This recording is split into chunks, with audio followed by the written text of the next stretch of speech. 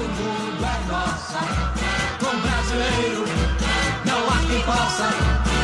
Eita, esquadrão de ouro, é bom do samba.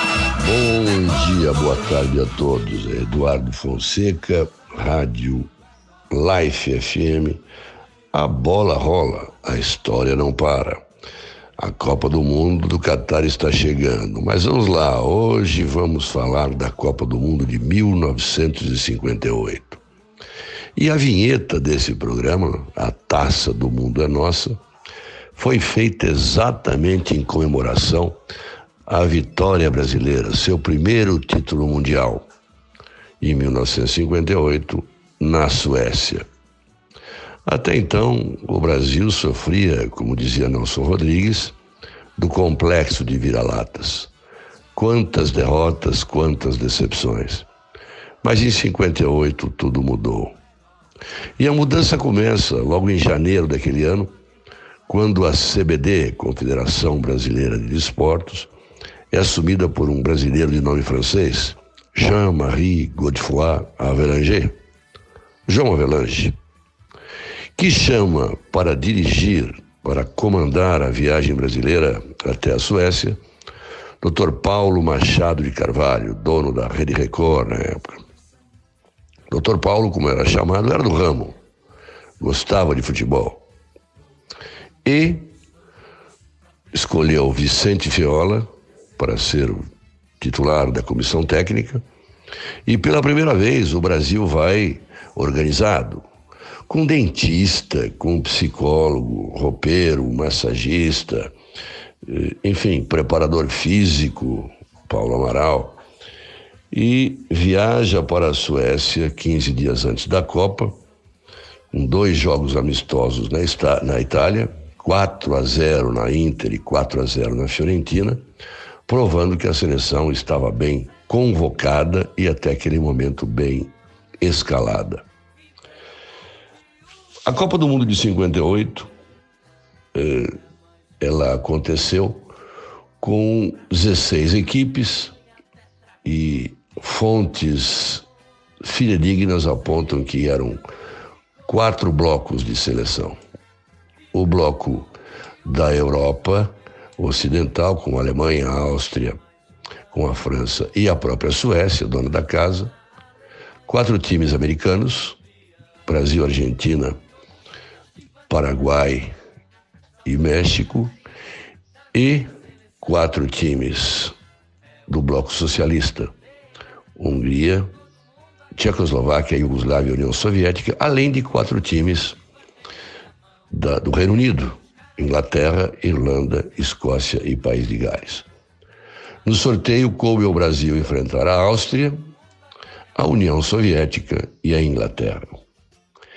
E em 8 de junho de 1958, 19 horas, hora da Suécia, 15 horas, horário brasileiro, em Uddevalla, uma pequena cidade ao norte de Estocolmo, o Brasil enfrenta a Áustria. Jogo difícil. Vamos ver o que falam Dino Sani, Zagallo e ouvir os gols de Mazzola. Brasil, vai ser iniciada a partida entre Brasil e Áustria. Iniciada a partida, 19 horas, hora sueca. Nós tomamos um belo de um passeio durante uns 20 minutos. Foi um jogo em que nós fomos dominados, estávamos jogando fechado e no contra-ataque.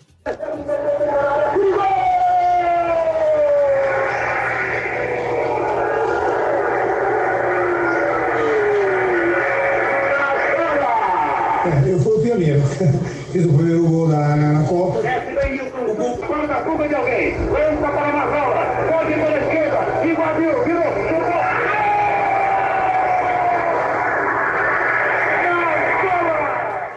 Neste programa vamos privilegiar a Rádio Brasileira, até em homenagem à Life FM que se dispôs a fazer esse programa, a produzi-lo. 58, televisão por aqui, ainda nada. O rádio mandava no mundo. E o Brasil tinha locutores esportivos sensacionais. que fizeram imenso sucesso na Suécia com as vibrantes locuções. Teremos a oportunidade desse programa de ouvir algumas. O segundo jogo do Brasil, dificílimo, foi contra a Inglaterra. 0-0. Mas se o placar não foi bom, serviu pelo menos para uma verdadeira pequena revolução dentro da seleção. É que Nilton Santos, Didi, começam a conversar com o Dr. Paulo Machado de Carvalho, no sentido de que ter Garrincha e Pelé no banco de reservas era muita coisa. E o próximo encontro era contra a temida União Soviética, que jogava, segundo os jornalistas da época, o futebol computador, o futebol técnico.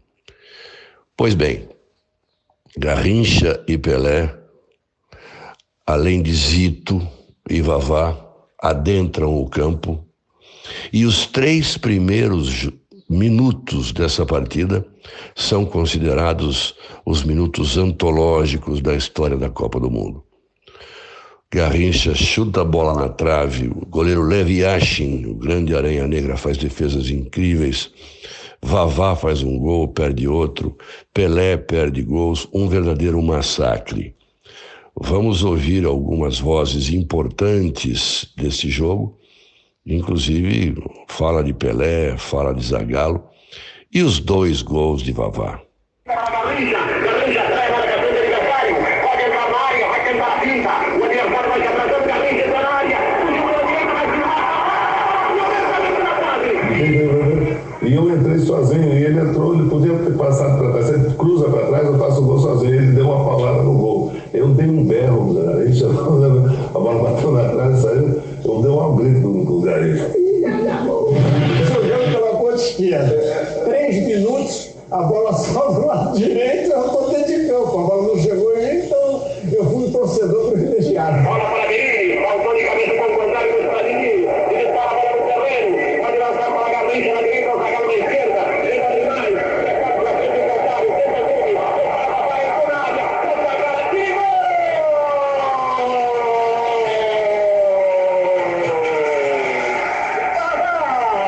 No início irresistível de parecer o Brasil, em apenas 3 minutos, domina por cima da área, ajeitou, tenta dar na brecha para Vavá, para Pelé, na boca do gol, fechou para Vavá, para o gol.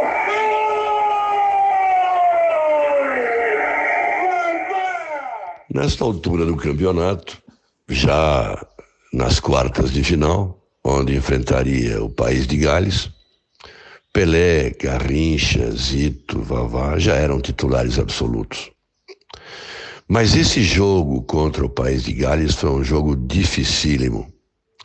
Da mesma forma que o time brasileiro teve dificuldades de enfrentar outro time britânico na primeira fase, naquele empate de 0-0 contra a Inglaterra, o jogo contra a Gales foi muito complicado pela forma absurdamente defensiva como os galeses jogavam. E só no segundo tempo, depois de quase 70 minutos de bola correndo, é que Pelé faz um gol daqueles que os mais jovens aprenderam a ver com Romário, mas a minha geração viu com Pelé. Num curto espaço de campo, milímetros, bola para cima, bola para baixo, mini chapéu, bola colocada. Brasil faz 1-0, passa das quartas de final e vai para a semifinal. Vamos ver o que o próprio Pelé fala sobre isso e a narração do seu gol. E na sorte que o John Charles, que era um homem de 2 metros de altura, com 150 quilos, e ele sozinho derrubava uma defesa inteirinha quando ele saltava de cabeça. O brasileiro vai jogar a nossa equipe, com Gilmar corretando uma reta que corresponde em São Paulo ao gol da Concha Acústica, no Rio de Janeiro ao gol da Rua Mata Machado. Esse jogo foi um jogo terrível, né? Porque jogamos contra uma equipe com Cidade Nagira com 10 atrás e um recuado. E ficou difícil, até saiu o gol do Pelé, mas era uma questão de ou saía ou não saía, porque marcar o gol ele não ia. Repetindo antes, mas olha que puxeta para o fundo de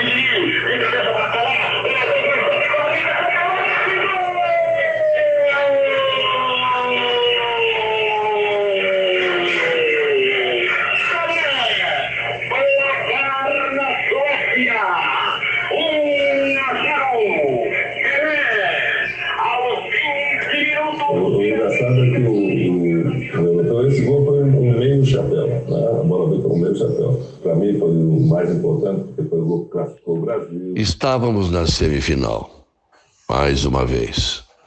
E o adversário seria a temida seleção francesa, que tinha indiscutivelmente, até então, e isso acabou se consolidando no final, o melhor ataque daquela Copa.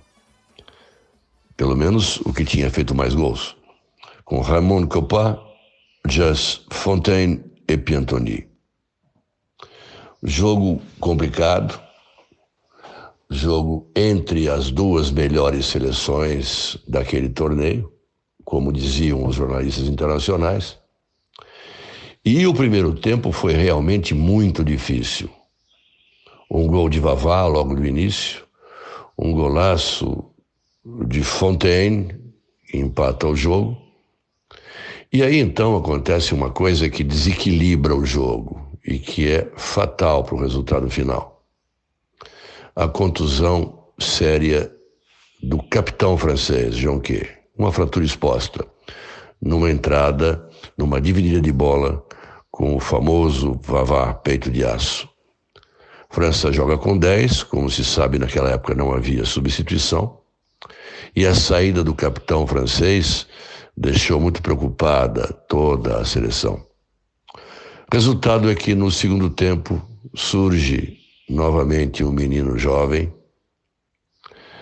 Pelé, que a partir desse jogo é chamado pelos franceses de Le Roi. Pela primeira vez, Pelé é o rei do futebol, agora em nível internacional. O que a gente vai ouvir a partir de agora são narrações de diversos locutores brasileiros, dentre eles Jorge Cury, Pedro Luiz, narrando a epopeia daquela semifinal, 5-2 o Brasil em cima da França.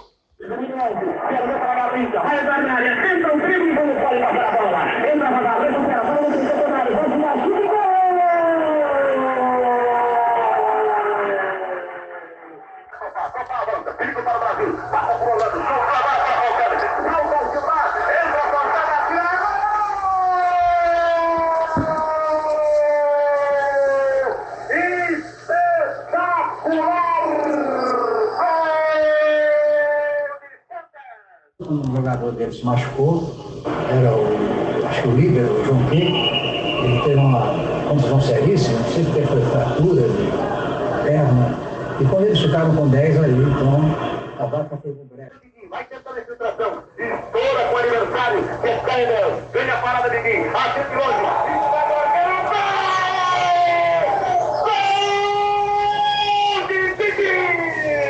Uma meia folha seca, Didi, trouxe um pouco para a direita, encarou todo mundo, solta a bomba, bola lá. A lista passa agora pelo ponteiro, movimento se dentro da área, deu a Pelé, ajeita para, ponta a mamada, virou um chuchu, caiu, botou para a Pelé.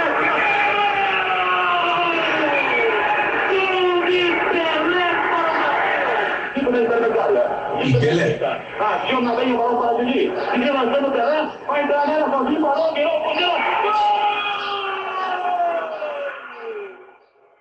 29 de junho de 1958, 18 horas. A taça do mundo era nossa. O brasileiro não era mais o vira-latas. Era, sim, o detentor do melhor futebol do mundo. Tinha o rei do futebol, Pelé, a alegria do povo, Mané. Um elenco que deu show. Pela primeira vez, um país americano ou sul-americano ganhava em território europeu o título de campeão do mundo. As narrativas, as vibrantes locuções esportivas, nas vozes de Valdir Amaral, Jorge Cury, Pedro Luiz, mostram pra gente, vamos sonhar um pouco, como foi aquela tarde em que nós todos celebrávamos, afinal, a taça do mundo era nossa. Bateu na zaga, voltou para Zito, Zito para a Garrincha, invade a área pela direita, cortou o marcador, apontou, bateu,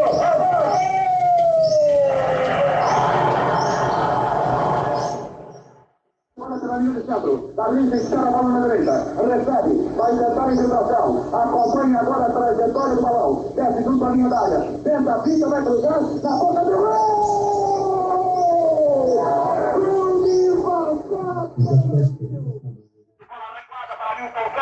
Na proximidade da área, tenta levantar para Pelé, chegou na hora para o centro da mina, tira o espetacular, para trás, e gol!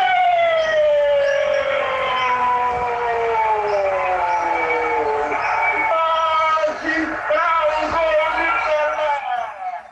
Zagueiro, ele na área seca, ele na zagueiro, prepara para a esquerda, para trás, e gol!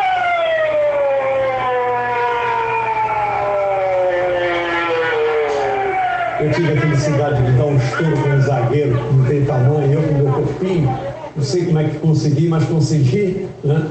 E a bola estourou, foi para frente, quase já dentro da pequena área, o goleiro saiu, deu um bico, a bola passou por baixo. Levantou a Pelé, entrou de cabeça para o ar, e gol!